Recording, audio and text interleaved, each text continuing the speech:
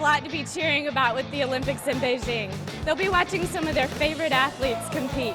One of the sports they'll be watching most closely, table tennis. Baby Magar is a friendly elephant, so he's an appropriate gift. Among his favorite foods are carrots and birthday cake. During the Olympics, a lot of people get into pin trading. Now, I don't have too many, so I don't have much bargaining power, but I was able to get this Beijing Olympic pin. China's fast development means that there's a strong demand for manual labor. And with 1/5 of the world's population, there's a constant supply of that labor too. For these workers, conditions aren't ideal, but they're better than home. After a lot of hard work, the kites are ready to fly.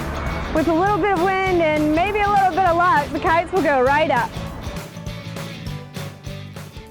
Market up, market down. BizWire brings you the latest news affecting the world's most rapidly developing economy.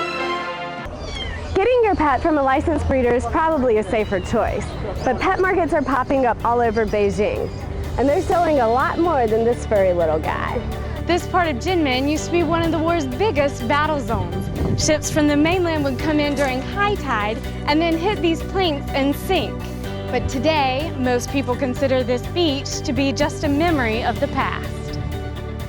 Island life today is quite peaceful, but remnants of the war are still strong. This is one of a handful of fences along the island that serves to keep people from stepping on active landmines. Okay, now what about Wahaha, which I understand the name means laughing child in Chinese. Do you know what its market share is on the domestic market?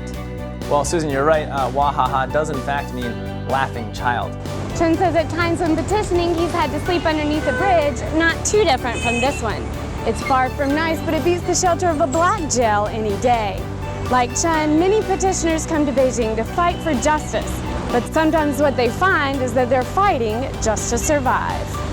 The report also ranked China's top 10 consulting firms in terms of M&A.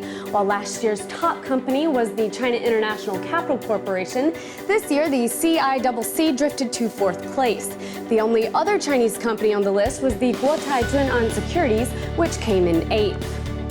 You're watching BizWire on BON. Coming up, we explore how China's economic growth is taking place on local levels. Don't go away.